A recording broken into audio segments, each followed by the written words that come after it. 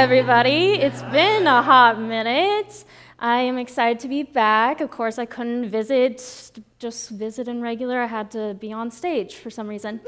So Kevin kind of said one thing that I was going to bring up, which is I graduated in 2021 from the University of Oregon with a bachelor's in Iris.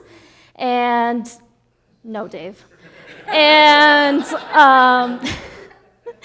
And I will have some terminology that will come up that I learned from that bachelor's. I also felt that it was very important to write Gen Z. For a while, I really thought I was a millennial, and then I found out I was Gen Z, and then I was like, oh no, everyone's gonna think I eat Tide Pods. That's great. But I kind of started thinking about it and how Gen Z is really trying to push back on social norms and really figure out how we identify without labels.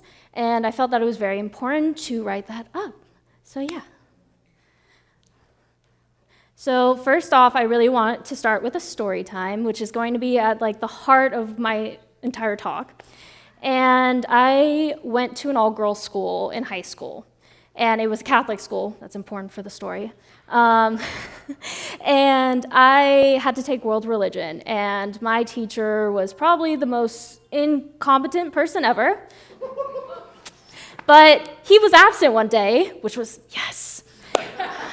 And this beautiful man was there and was our sub. This is Mr. Diaz. If you've ever seen Kung Fu Panda, he is like Master Oogway, the old turtle, very wise.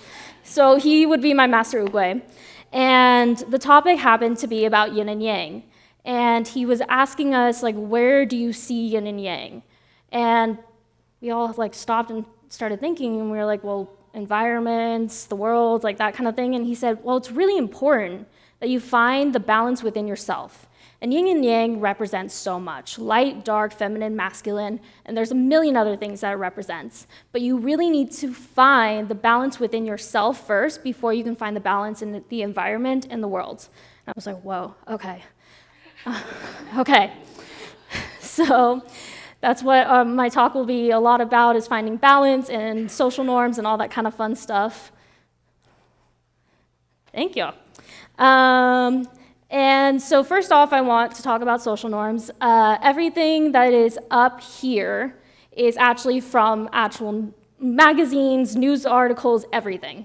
And so females are supposed to be submissive, we're supposed to be not aggressive. Apparently, I did not get that message. And we're supposed to be home-oriented. Men are supposed to be the aggressive ones, the breadwinners. There was a book. It keeps getting written, so I don't know. There was a book that was written in the 1920s and then has now been reprinted and keeps getting printed, which is called The Good Wife's Guide. According to this book, I would not be a good wife. If anybody wants some raw chicken, come see me. I am not a very good cook. My mother can attest, I am not very clean, so this book tells me I am not gonna ever get married. And then next, Nico. Thank you.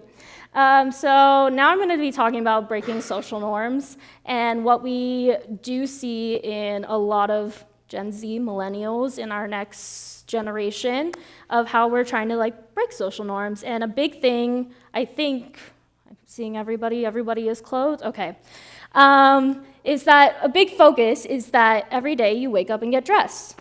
And a lot of our inspiration comes from celebrities. So these are some of the celebrities that I've grown up with.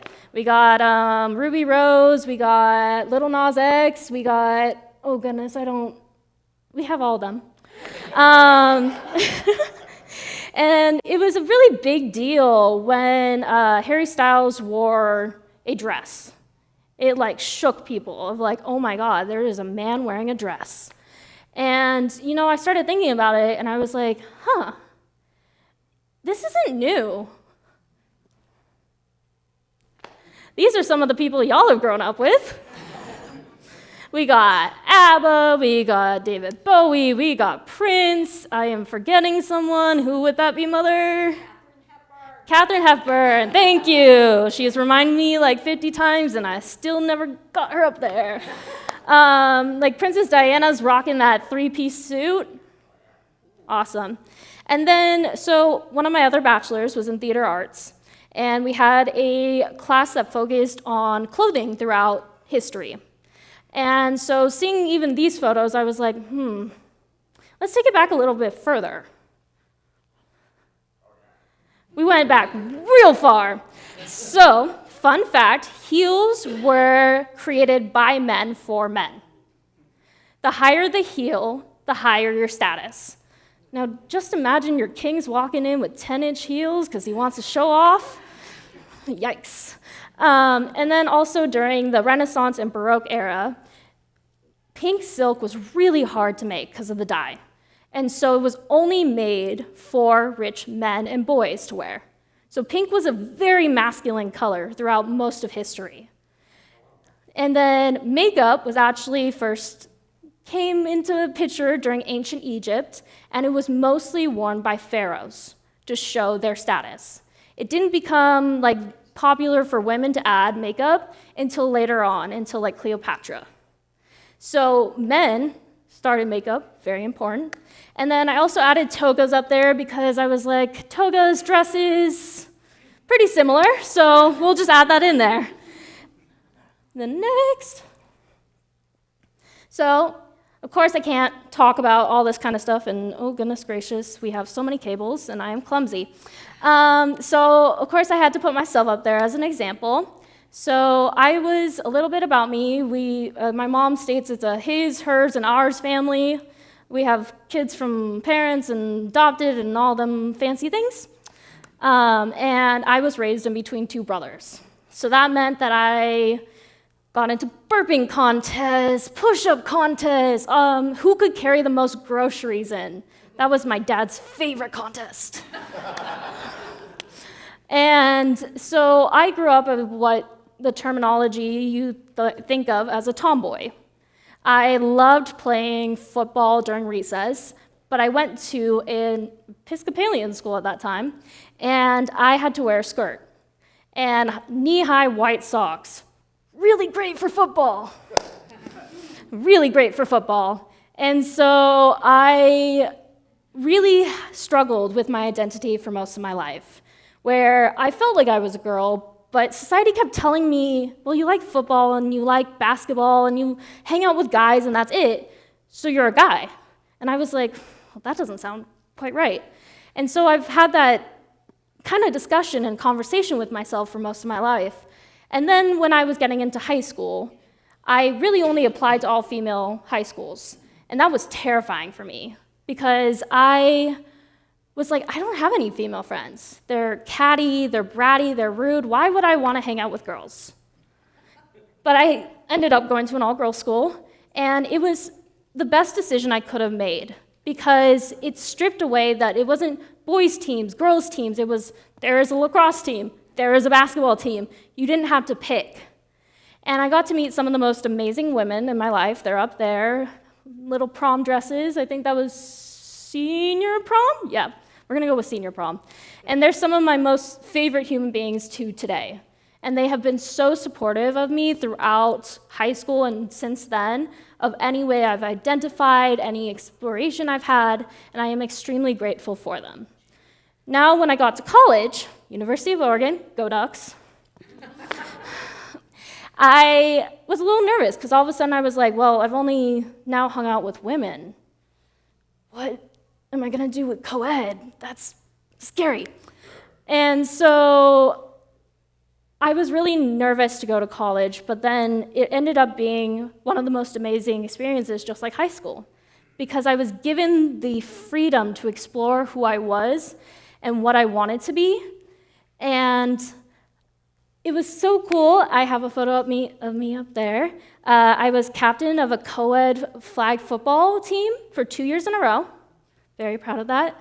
We sucked so badly, but that's not part of the story. We got to play in Autzen, which was super cool. Amazing event. I also added up there, because I gotta brag a little bit about my makeup, boxing is still seen as a very masculine sport, but we see a lot of female fighters now. And for one Halloween, I dressed up as a female fighter. That is stage makeup. My mother wants me to clarify. I did not get beat up. It is stage makeup. And since then, I've still been exploring how I dress, maybe a mix of masculine and feminine, sometimes fully masculine, sometimes fully feminine. And over the summer, when I was working at the camp again, we had theme days. So my friend and I, in that corner picture, we gave each other concussions, fun fact. Tubing, don't go with friends, just as a heads up. And we needed to come up with a duo, but we had to wear sunglasses because concussion. And we were like, ooh, men in black. And then we're like, no, women in black. And so you kind of see that I am wearing like a skirt, pants kind of moment. I'm also wearing a sophomore in high school suit. So I found out I fit it in, yeah. And so it was really a great balance of finding the masculine and feminine for that. So next. So now I get into my Iris degree. So intersectionality, that is a long word. This is a long definition. Sorry, Mom, I am going to be facing backwards. Intersectionality is a sociological, analytical framework for understanding how groups and individual social and political identities result in unique combinations of discrimination and privilege. Whew! Said that in one breath. That is very confusing. That is what my textbook told me. I now have a different definition that even I can understand. This beautiful photo. Intersectionality is basically the roads that make you up as an individual, whether it's your class, your race, what else is there? Religion, occupation. So many things come together to meet in the middle that make you up as an individual. And each of us are different no matter if we are related or twins. Everybody is different, and what meets in the middle is going to be different for everybody. And that's how you see the world and how the world sees you, is going to be very complex. And so I decided to make an example with my unwilling victim, aka mother. So she raised me, but yet we are very different. I identify as fluid, so I use she, her, but also they, them pronouns. I personally found my yin and yang displaying outward of that I like to dress completely masculine, completely feminine, or balance between both. My mother identifies as female. I work in a mixed gender, since I have many different jobs, they're mixed gender workforces, where my mom has worked in a very male-dominated workforce, which has taught her weird tips and tricks. You can ask her about water shots instead of vodka shots later. I identify as bisexual. I date both men and women. I fall in love based on your personality, not your gender. And my mother is straight. I am in a relationship, and she is widowed, so that's completely different. I don't have a dad, aka why she's widowed. And she has both parents. So even that's very different, of raising a child when you have both parents and they only have one parent. And she's starting to cry, and that's gonna make me cry, so I'm looking away. I'm coming over here instead. There's a couple other things, like I have a bachelor's, she has a bachelor's, master's, and PhD. Pop off. She has raised 5 of us children, saints above all, because children scare me greatly.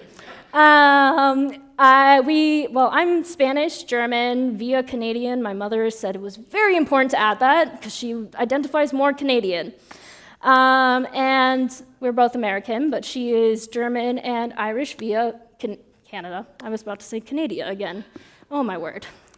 I identify as Jewish. She is spiritual minister of world religions. She wanted me to plug that too. We have different hobbies. As you can tell, there is a lot of quote-unquote masculine things. Like I like to play water polo. May or may not have been kicked out of every single game my sophomore year for being quote-unquote too aggressive. Yikes.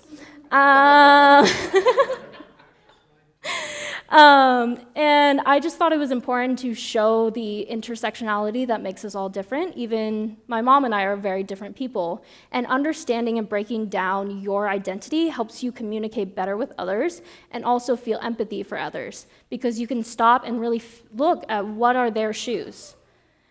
There's the quote of like, walk a mile in someone else's shoes. But how are you going to do that if you don't really understand their complexity?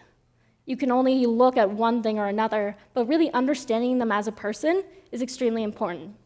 And I really wanted to end with a quote from my dad, which is going to make me cry, and she's crying. This is great. We're all going to cry now. His quote when he proposed to her? My grandparents stated it was not a proposal because there was no ring. He said, I don't need you to complete me, but I'm not complete without you. And that hits me in the gut of finding that balance of your yin and yang and being your whole person, but then wanting to share your life with someone else. And so, yeah.